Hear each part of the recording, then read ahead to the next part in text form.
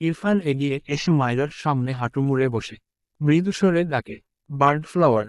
ইরফানের কণ্ঠ ভাঙা মনে হলো। মায়রার কান্না থেমেছে। মায়রার এভাবে কাঁদতে ভালো লাগে না। মেয়েটা নিজের কান্না নিজেই যেন সহ্য করতে পারছে না।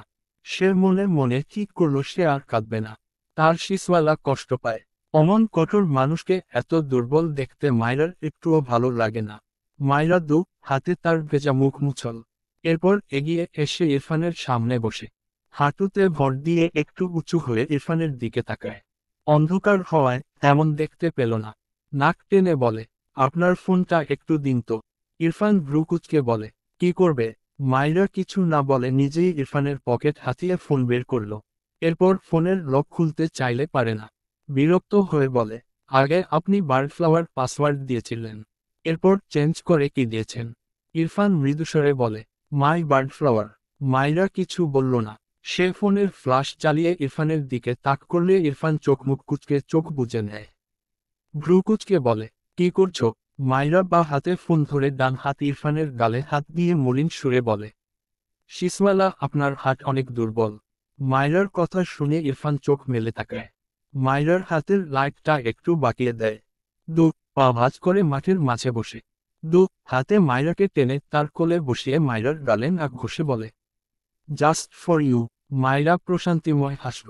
একটু ভেবে বলে, কিন্তু আপনি তো ভুল করছেন। আপনি জানেন না, রোগীদের হাসি খুশি রাখতে হয়। আর আপনি উল্টে নিজেই বসে বসে কাঁদছেন। ইরফান গম্ভীর গলায় বলে, আমি কাঁদিনি। মাইরা মুখ বাঁকিয়ে বলে, আপনি যে মিথ্যা বলার উপর পিএইচডি করেছেন সেটা আমার চেয়ে ভালো আর কে জানে। ইরফান কিছু বলতে চায়, তার আগেই মাইরা দু হাতে ইরফানের গলা জড়িয়ে ধরে বেশ শক্তি খাটিয়ে পিছন দিকে ধাক্কা দেয়। ইরফান বুঝতে না পারায় পিছন দিকে হেলে ঠাস করে পড়ে যায়। তার উপর মায়রা। ইরফান চোখ মুখ কুঁচকে বলে, স্টুপিড, কি করছো? এখানে অনেক নোংরা। মায়রা দু হাতে ইরফানের গলা চেপে ধরে হেসে বলে, আপনাকে রে ফেলবো, বুঝলেন? মা রার জন্যকে আবার পরিষ্কার জায়গা খোঁজে। ইরফান মায়রার মুখ পানে চেয়ে রইল নীরবে। এটুকু সময়ের মাঝেই মেয়েটা এভাবে হাসছে কিভাবে? ইরফান ভীষণ অবাক হলো। মায়রা চোখ ছোট ছোট করে বলে, আপনি কি আসলেই গন্ডার? আমি তো ভালোই জোর খাটিয়ে আপনার গলা ধরেছি। আপনি এমন স্বাভাবিক কেন? ইরফান গম্ভীর গলায় বলে, কজ তুমি অপুষ্টির পেশেন্ট। মায়রা ইরফানের গলা ছেড়ে ইরফানের পেটের উপর উঠে বসে। ইরফান চুপচাপ মায়রার কার্যকলাপ দেখছে। মায়রা গাল ফুলিয়ে বলে, আপনি তো আমার দেয়া গন্ডার নাম একদম সার্থক করে দিচ্ছেন। মাঝে মাঝে একটু থা পাওয়ার ভান করবেন বুঝবেন। নয়তো আপনি সত্যি সত্যি আকৃতিতেও গন্ডার হয়ে গেলে তখন আমি অকালে বিধবা হয়ে যাব। ইরফান অদ্ভুতভাবে বলে, এসব স্টুপিডদের মতো কথা কোথায় পাও? মাইরা ইরফানের উপর শটান হয়ে শুয়ে পড়ল। দু হাতে ইরফানের গলা জড়িয়ে ধরে ইরফানের কানের কাছে মুখ নিয়ে আবেগী সুরে ডাকে, শিসওয়ালা। ইরফান দু হাতে মাইরার কোমর জড়িয়ে ধরল। মৃদুস্বরে বলে, বলো বার্ডফ্লাওয়ার। মাইরা মিটিমিটি হেসে বলে, বিশ্বাস করুন, আমি এসব আজগুবি কথা আপনার পেট থেকে পেয়েছি। ইরফান চোখ মুখ কুঁচকে নেয়। মাইরাকে আরেকটু শক্ত করে ধরে বলে, বাদরামি অফ করবে না। মাইরা ইরফানের কাঁধে মুখ থেকে চিলচিলিয়ে হাসে। হাসতে হাসতেই বলে, আচ্ছা, আপনি কি ভেবেছিলেন আমি আপনাকে ভালোবাসার কথা বলবো? শুনুন, এসব কথা বলা স্বামীদের কাজ। বউদের কাজ স্বামীদের মুখ থেকে শোনা। ইরফান মায়রার কথা শুনল। ডান হাতে মায়রার হিজাব আলগা করে দেয়। এরপর গলার ভাঁজে ঠোঁট দাবালে মায়রা কেঁপে ওঠে। ইরফান ঠোঁট বাঁকায়। বিড়বিড় করে বলে, ইউ নো, হাসবেন্ডদের আরও অনেক কাজ আছে। তোমাকে সুস্থ করে নিয়ে সব বোঝাবো। মায়রা মাথা তুলে ইরফানের চোখের দিকে তাকায়। মলিন গলায় বলে, আপনার আঙ্কেলের কথা শুনেও আপনি কেন ভাবছেন আমি বাঁচব? ইরফান গে বলে, আঙ্কেল না হলে মা অর্ডার করে দিয়ে আসতাম তাকে। মায়রা চোখ বড় বড় করে তাকায়। ইরফান চোখ বুজে ফুস করে শ্বাস ফেলে। নিজেকে শান্ত করে মৃদুস্বরে বলে, কানাডায় আমার পরিচিত অনেকে আছে। আমি আমার এক ফ্রেন্ডের কাছে রিপোর্ট পাঠিয়েছি। তার বাবা ডক্টর। সে তার বাবাকে রিপোর্ট দেখিয়েছে। আমি কথা বলেছি তার সাথে। তিনি বলেছেন, তোমার অপারেশন করাতে হবে না। কানাডার ট্রিটমেন্টের মান অনেক উন্নত। বাংলাদেশের ট্রিটমেন্টের মান অনেক লো। এরা তিলকে তাল করে। আঙ্কেল নিজের রোগ বলে আমি তার কাছে গিয়েছিলাম। বাট সে তো বাংলাদেশের ডক্টর। ফা ল, তো টাইম ওয়েস্ট করেছি। ডিসগাস্টিং। একটু থেমে বলে, আজকেই কানাডার ফ্লাইটে উঠব, বুঝেছ? মাইরা ঠোঁট উল্টে বলে, আবার কোথায় কোথায় নিয়ে যাবেন আমাকে? ইরফান দৃঢ় কণ্ঠে বলে, প্রয়োজন পড়লে পুরো বিশ্বের অল কান্ট্রিতে তোমাকে নিয়ে যাব, আন্ডারস্ট্যান্ড? মাইরা দু হাতের কনুই ইরফানের বুকে ঠেকিয়ে দু হাতের উপর তার থুতনি রেখে বলে, সব দেশের সরকার আপনার শ্বশুর হয়। ইরফান ব্রুকুচকে বলে, স্টুপিড, ইউ নো, আমি অলরেডি কতগুলো কান্ট্রির সাথে ইনভলভ। মাইরা ভাবুক ভঙ্গিতে বলে, কিভাবে? ইরফান মাইরার গালে হাত গলিয়ে বলে, বিজনেস পারপাসে। আই প্রমিস ইউ, তোমার কিচ্ছু হবে না। মাইরা চোখ বুজে মৃদু হাসল। সে তো তার শিসওয়ালার একটুখানি ভালোবাসা চেয়েছিল, অথচ তার শিসওয়ালা তাকে তার চাওয়ার চেয়েও কতগুণ বেশি ভালোবাসে। ইরফান চোখ ছোট ছোট করে বলে, আমার বডি তোমার বেড মনে হচ্ছে। মাইরা চোখ খুলে ইরফানের দিকে তাকায়, একটু লজ্জা পায়। মুখ লুকাতে ইরফানের বুকে মুখ ঠেকিয়ে মৃদুস্বরে বলে, হ্যাঁ, আমার পার্সোনাল বেড মনে হচ্ছে। মাইরার উত্তরে ইরফান ঠোঁট বাঁকিয়ে হাসল। মৃদুস্বরে বলে, এত উন্নতি হয়েছে কবে? মাইরা ইরফানের কথার উত্তর করল না। একটু পর মাথা তুলে ইরফানের দিকে তাকিয়ে ইনোসেন্ট ফেস বানিয়ে বলে, আপনি আমাকে পছন্দ করেন না? এই মিথ্যা বলতেন কেন? ইরফান ফুস করে শ্বাস ফেলে বলে, আই ডোন্ট লাইক ইউ, ইট শট্রু। মাইরা রে গে তাকায় ইরফানের দিকে। দু হাতে আগের চেয়েও জোরে ইরফানের গলা চেপে বলে, খো বি সলোক, মিথ্যাবাদী। ইরফান চোখ মুখ কুচকে বলে, স্টুপিড কি করছো? কথাটা বলে মাইরাকে ঘাসের উপর ফেলে ইরফান মাইরার উপর আতশ হয়। মাইরা ইরফানের গলা ছেড়ে চোখ বড় বড় করে বলে, কি করছেন? সরুন। ইরফান মাইরার মাথা থেকে হিজাব সরিয়ে দেয়। এরপর মাইরার গলায় মুখ গুজে বিড়বিড় করে, এতক্ষণ জ্বালিয়েছ, এবার স্টপ। রাত 1টায় ফ্লাইট, ততক্ষণ এখানে ঘুমাও। মাইরা চোখ বড় বড় করে তাকায়। মাঠের মাঝে তাকে ঘুমাতে বলছে। একটু আগে নিজে চেঁচালো, এখানে নাকি নোংরা। আর এখন দেখো। ইরফানকে ঠেলে বলে, এখন আপনার গায়ে নোংরা লাগছে না? ইরফান বিড়বিড় করে, ন, মেনে গিয়েছি। ইরফানের কথা শুনে মাইরা কপাল চাপড়ালো। চোখ ঘুরিয়ে আশেপাশে তাকায়।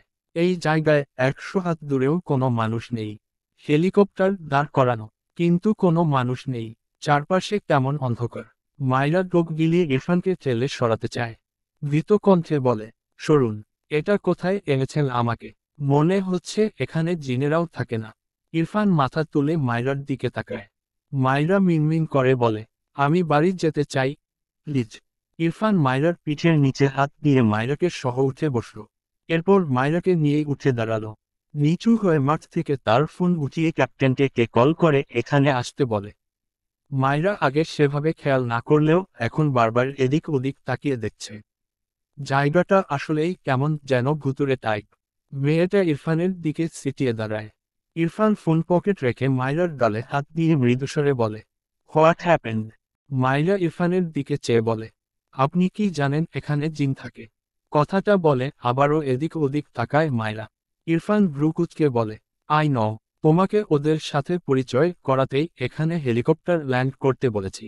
মাইরা তড়াক করে ইরফানের দিকে তাকায়। দু হাতে ইরফানের বুকে ধাক্কা দিয়ে বলে, ও স ভুলোক, আপনি আমার সাথে মজা করছেন। আমি পাচ্ছি। ইরফান ঠোঁট বাঁকায় সামান্য। মাইরাকে কোলে তুলে নিয়ে এগিয়ে গিয়ে হেলিকপ্টারের ভেতর বসে। মাইরার আবারও লাগে। দু হাতে ইরফানের গলা জড়িয়ে রাখে। কাঁদতে চাইল না, তবুও দু ফোঁটা পানি চোখের কোণ ঘেঁষে গড়িয়ে পড়ে। ইরফান মাইরাকে নিজের সাথে জড়িয়ে মৃদুস্বরে বলে, ইউ নো বার্ড ফ্লাওয়ার, তুমি ঠিক আছো? বে দ ডক্টর আমার বার্ড ফ্লাওয়ারের ফুল ট্রিটমেন্ট করিয়ে তোমার চোখের পানি ওয়েস্ট করিয়েছে। বাংলাদেশ এসে ওদের ডক্টরের লাইসেন্স কেড়ে নিব আমি। ওয়েট। ইরফানের কথায় মাইরা হেসে ফেলল। ইরফান মাইরার মাথায় হিজাব টেনে দিয়ে হিজাবের উপরের একটু চুমু আঁকে। এরপর মাথা হেলিয়ে চোখ বুজে রাখে। আগের চেয়ে কিছুটা ভালো লাগছে। ইরফান চট্টগ্রাম থাকতেই মাইরার সব রিপোর্ট থেকে শুরু করে এভরিথিং তার কানাডার ফ্রেন্ডকে দেয়। বেশ কিছুক্ষণ আগেই সে ইরফানকে মেইল করে ইনফর্ম করে। মাইরার ফুল কন্ডিশন ইরফান তার ফ্রেন্ডের বাবাকে সরাসরি বলে। সব শুনে ভদ্রলোক খুবই স্বাভাবিকভাবে নিয়েছে বিষয়টি। যদিও দূর থেকে 100% শিওর কিছু বলতে পারছে না। তবে ইরফানের হাতে আপাতত যা আছে তা দিয়ে মাইরার কন্ডিশন অপারেশনের দিকে যায়নি। আপাতত এটুকুই অনেক বড় স্বস্তির। Dot dot dot. ইরফান দাঁড়িয়ে আছে এয়ারপোর্টের সামনে। পাশে মায়রা। ইরফানের বাঁ হাতের মুঠোয় মায়রার ডান হাত। মায়রা চোখ ঘুরিয়ে ঘুরিয়ে চারপাশটা দেখছে। ইরফান মায়রাকে নিয়ে বাড়িতে গিয়েছিল। সবার সাথে দেখা করে খাবার খেয়ে এয়ারপোর্টের উদ্দেশ্যে রওনা দিয়েছিল। কিছুক্ষণ আগেই এসে পৌঁছেছে। ইরফানের সাথে শুদ্ধ আর ফাইজ এসেছে। ফাইজ ইরফানের কাঁধে হাত রেখে বলে, সব ঠিক হয়ে যাবে, টেনশন নিস না। ইরফান ছোট করে বলে, হুম। ফাইজ মায়রার দিকে চেয়ে মৃদু হেসে বলে, অল দ্য বেস্ট মায়রা, সুস্থ হয়ে ফিরে এসো, আমরা অপেক্ষা করব। মায়রা মৃদু হেসে মাথা নাড়ে। এরপর ফাইজ ইরফানের থেকে বিদায় নিয়ে তার কাজে যায়। শুদ্ধ কোথা থেকে একটা পানির বোতল এনে ইরফানের দিকে বাড়িয়ে দেয়। এরপর মায়রার দিকে তাকিয়ে হেসে নাটকীয় ভঙ্গিতে বলে, ওহে আমার মেলায় হারিয়ে যাওয়া বোন, অবশ্যই সুস্থ হয়ে ফিরবে বুঝেছ। শুদ্ধর কথা বলার ধরনে মায়রা হেসে ফেলল। মাথা নেড়ে বলে, দোয়া করবেন ভায়া। শুদ্ধ অসহায় মুখ করে বলে, আস্তাগফিরুল্লাহ। এটা তুমি কি বললে মায়রা? মায়রা একটু হেয়া পেল। সে আবার কি বলল? ভুলভাল কিছু বলে ফেলল নাকি? আমতা আমতা করে বলে, কি বললাম ভায়া? শুদ্ধ ইরফানের দিকে চেয়ে মিটিমিটি হেসে বলে, ভাই তোর বুক কি বেশি জ্বলছে? বিশ্বাস কর, তোর সারা বডি জ্বললেও আমি মায়রার জন্য দোয়া করব। ইরফান বিরক্ত চোখে তাকিয়ে আছে শুদ্ধর দিকে। শুদ্ধ হাসল। এরপর মায়রার দিকে তাকিয়ে হেসে বলে, মায়রার কোনো কানাডিয়ান ছেলেকে ভালো লাগলেই সাথে সাথে আমাকে একটা খবর দিবে, বুঝেছ? আফটার অল আমি তোমার বড় ভাই বলে কথা। আমার একটা দায়িত্ব আছে না? মায়রা এবার মনে মনে হেসে মাথা নেড়ে বলে, সত্যি ভায়া, কানাডিয়ান ছেলেদের সামনে থেকে দেখা আমার স্বপ্ন। How Q. ইরফান রে গে চিল্লিয়ে বলে, শাট আপ। শুদ্ধ হাসছে। মায়রা চাকি দিয়ে ওঠে। ইরফান মায়রার দিকে তাকিয়ে দাঁতে দাঁত চেপে বলে, স্টুপিড গার্ল, রাগাচ্ছ কেন আমায়? মায়রা চোখ ছোট ছোট করে বলে, আপনি রাগছেন কেন? ইরফান রে গে বলে, পপ, রখেতে না চাইলে মুখ বন্ধ রাখো। মায়রা মুখ ফুলায়। এই লোকের এই কথা এ জীবনে যাবে না। মায়রার সামনের দিকে তাকালে চোখে পড়ল শুদ্ধর পিছন দিক থেকে সামান্য বাম দিকে নাসিমকে তার দিকে একখানে তাকিয়ে থাকতে দেখে মায়রা বিব্রতবোধ করে। লোকটাকে তার অকারণেই ভালো লাগে না। এমন নয় যে নাসিম বখাটে, তাকে ডিস্টার্ব করে। কিন্তু নাসিমের দৃষ্টি মায়রার কাছে ভীষণ অস্বস্তিকর লাগে। মায়রা ডানদিকে ইরফানের দিকে ছিটিয়ে দাঁড়ায়, যেন মায়রাকে নাসিম দেখতে না পায়। নাসিম বোধহয় বুঝল মায়রার মনোভাব। মৃদু হাসল তা দেখে। ইরফান শুদ্ধর দিকে চেয়ে গে বলে, ইন ফিউচার বার্ডফ্লাওয়ারের আশেপাশে নাসিমকে দেখলে আইশ্বর ওর অবস্থা সাহেল এর মতো করব আমি। শুদ্ধ থতমত খেয়ে তাকায়। দ্রুত পিছু ফিরে তাকালে দেখল নাসিম এখনো মায়রার দিকে তাকিয়ে আছে। মায়রা মাথা নিচু করে দাঁড়িয়ে আছে। শুদ্ধ কিছু বলার আগেই ইরফান মায়রা সহ উল্টো করে ঘুরে মায়রার হাত শক্ত করে ধরে এয়ারপোর্টের এন্ট্রি গেটের ভেতর প্রবেশ করে। মায়রা ইরফানের দিকে তাকায় একটু পরপর। সাহেল নামটা পরিচিত লাগলো তার কাছে, কিন্তু মনে করতে পারল না। ইরফান সেই লোকের সাথে কি করেছে? তার আশেপাশে থাকলে এই লোকটার সাথেও তাই করবে বলল। মায়রার হিসাব মিলতে গিয়েও একটুর জন্য মেলে না, কারণ সে সাহেলকে চিনতেই পারছে না। ডট। শুদ্ধ দীর্ঘশ্বাস ফেলল। উল্টো ঘুরে এগিয়ে গিয়ে নাসিমের সামনে দাঁড়ায়। নাসিমের দৃষ্টি মায়রা আর ইরফানের গমন পথে। শুদ্ধ নাসিমের মাথাটা তার হাতে নিজের দিকে ঘুরিয়ে বলে, মায়রা চলে গিয়েছে। নাসিম থতমত খেয়ে তাকায়। মেকি রাগ দেখিয়ে বলে, সামনে থেকে সর, ডিস্টার্ব করিস না। কথাটা বলে নাসিম বাইক স্টার্ট দেয়। শুদ্ধ চোখ ছোট ছোট করে বলে, এটা আমার বাইক শোনা, তোরা এখন আমার সাথে সাথে আমার বাইকটার দিকেও এমন কুঞ্জর দিচ্ছিস কেন বুঝলাম না। আমি কিউট, আমার জিনিসও কিউট হবে স্বাভাবিক, কিন্তু তোরা আমার দিকে কুনজর দিতে দিতে দেখছি আমি শুদ্ধকে অশুদ্ধ করেই ছাড়বি। নাসিম বিরক্তি কণ্ঠে বলে, তোর মুখ ব্যয় থা করে না। শুদ্ধ ইনোসেন্ট ফেস বানিয়ে বলে, না তো, তোর কান ব্যয় থা করে। নাসিম কিছু বলল না। শুদ্ধ দীর্ঘশ্বাস ফেলে বলে, মায়রা হয়তো সুস্থ হয়ে যাবে বুঝলি, কিন্তু তোর নিজেকে সুস্থ করা উচিত। ইরফানের মর্মে, যা ভালো নেই বলে ঝামেলা করেনি, নয়তো আজ ওর হাতে মার খেতি। নাসিমের মুখ মলিন হয়। অসহায় কণ্ঠে বলে, আমি তো শুধু দেখি বারবি ডলকে, চাইনি তো। শুদ্ধ সিরিয়াসনেস রেখে বলে, আমি একটা জিনিস ভাবলাম, তুই আর অন্তরা তুই ছ্যাঁকাখোর। এরপর নাসিমের দিকে জহুরি চোখে চেয়ে বলে, তুই কি অন্তরাকে বোনের নজরে দেখিস? নাসিম রে দিয়ে বলে, জীবনেও না। শুদ্ধ হেসে বলে, তাহলে তোদের বিয়ে দিয়ে দিই। আর 5 জন স্বামী স্ত্রীরা গলা ধরে পীড়িত করে, তোরা নাহ গলা ধরে সুখ পালন করবি। হাউ কিউট ইউনিক কাপল। নাসিম শুদ্ধর বাম হাঁটু বরাবর জোরেসোরে এক লাথি বসায়। শুদ্ধ একটু পিছিয়ে গিয়ে চেঁচিয়ে ওঠে। বেচারা কথার তালে বুঝতেই পারেনি। নাসিম রে দিয়ে বলে, পারলে ওকে খুব করব আমি, সাথে তোকেও। কথাটা বলে বাইক স্টার্ট দিয়ে চলে যায়। শুদ্ধ চেঁচিয়ে ওঠে, এই বে, আমার বাইক দিয়ে যা। এদের রাগ বউটলি শুধু আমার বাইক নিয়ে টানাটানি করে কেন বুঝলাম না। ইস, এই লাথির বদলা যদি না নিয়েছি রে নাসিম, আমার শুদ্ধ নাম পাল্টে আমি নিজেই অশুদ্ধ রাখব। বে ইদ্দ পপোলা। কানাডায় ফিরে ইরফান মাইরাকে নিয়ে ডক্টরের কাছে গিয়েছিল। প্রায় 3 ঘন্টার মতো সময় নিয়ে মাইরাকে বেশ ভালোভাবে চেক আপ করে জানিয়েছে টিউমার মোটামুটি অনেকটা বড় হয়ে গিয়েছে, তবে ক্যান্সারে ট্রান্সফার হয়নি এখনো।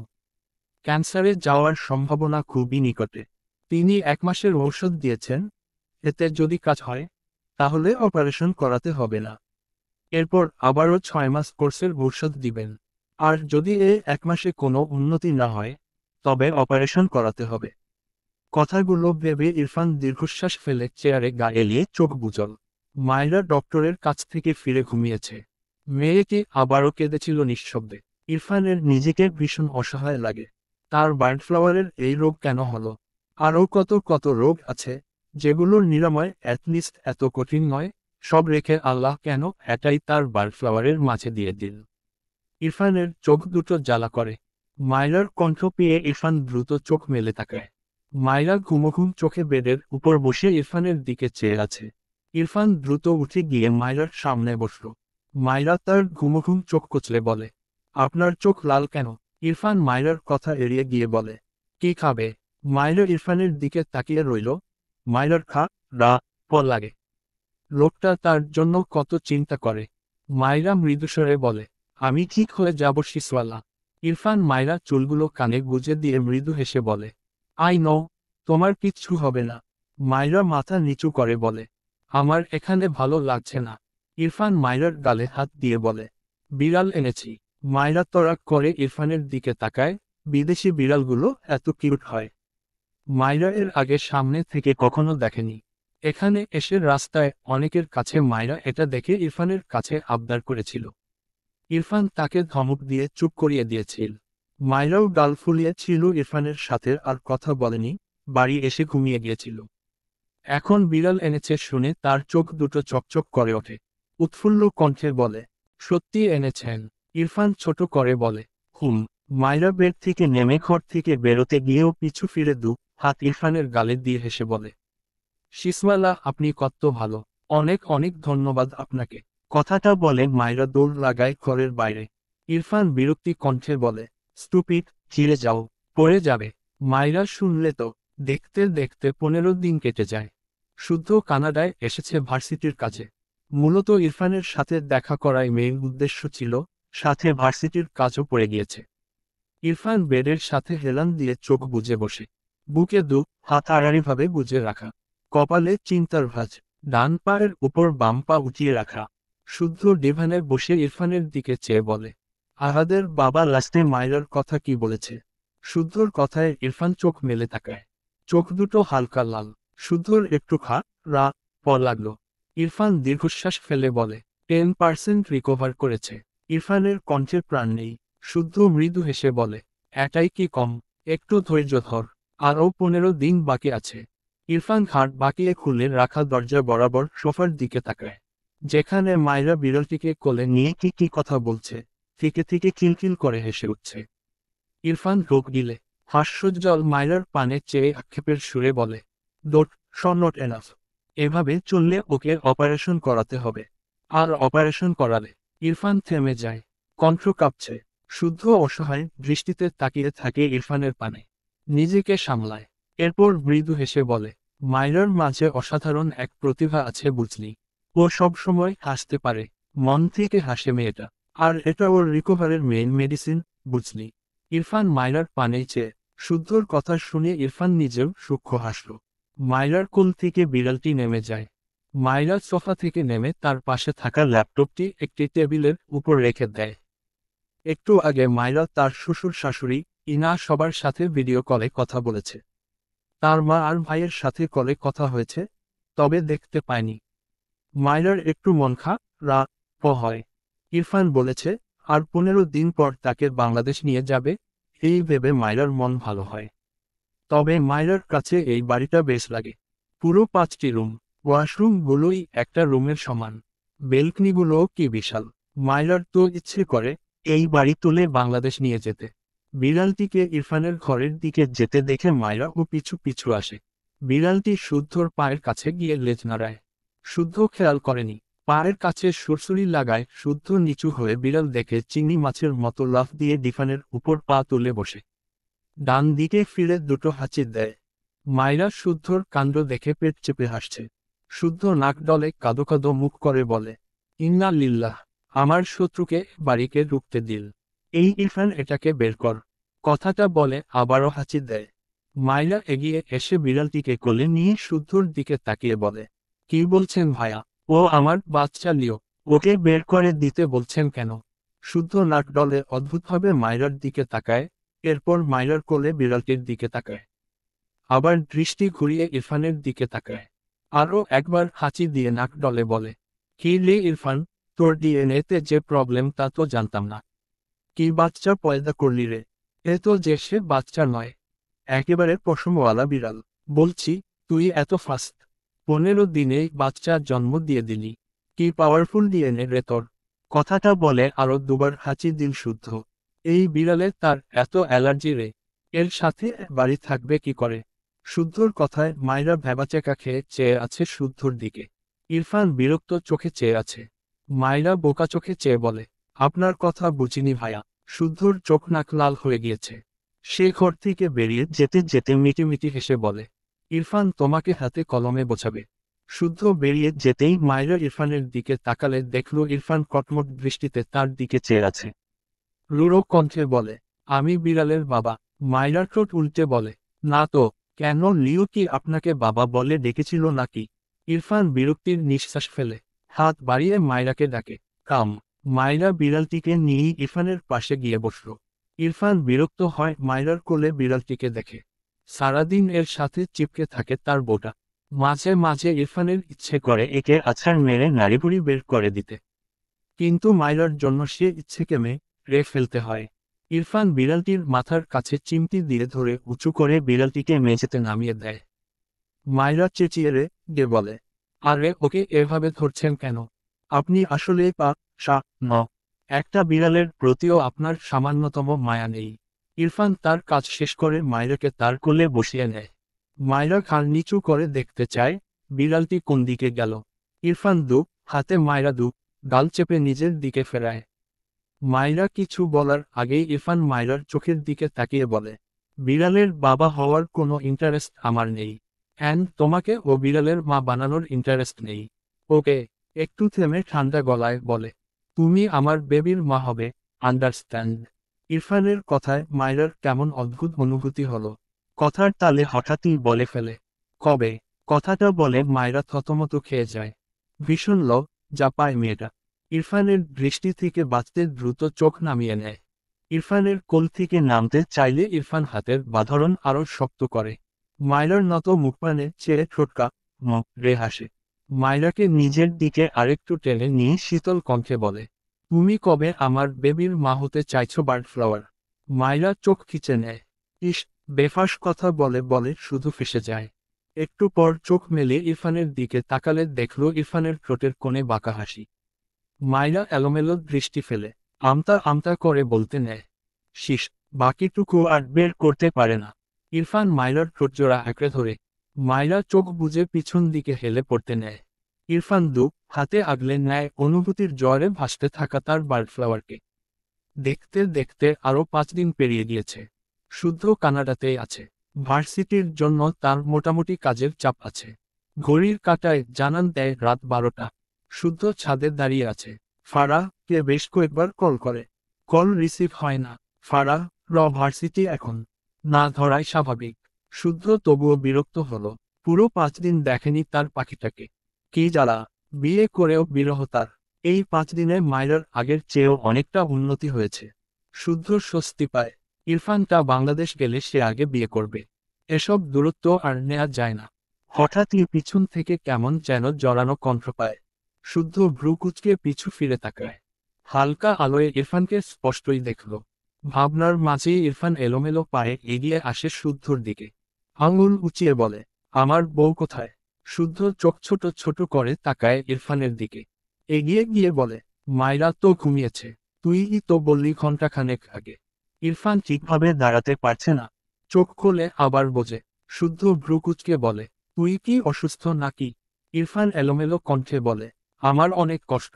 শুদ্ধ অদ্ভুতভাবে তাকায় ইরফানের দিকে। এর হয়েছে কি? ভাবনার মাঝেই ইরফান এলোমেলো পায়ে এসে হঠাৎই শুদ্ধকে জড়িয়ে ধরে। শুদ্ধ তবদা খেয়ে চেয়ে আছে। এই ইহজীবনে ইরফান এমন করেছে বলে তো তার মনে পড়ে না। ইরফানের কাঁধে হাত রেখে চিন্তিত কণ্ঠে বলে, এই ইরফান ঠিক আছিস? ইরফান শুদ্ধকে ছেড়ে দাঁড়িয়ে ভাঙা গলায় বলে, ন ন, আমি ঠিক নেই। ইউ নো, বার্ড ফ্লাওয়ার শুধু আমাকে হার্ট করে। She is a selfish girl.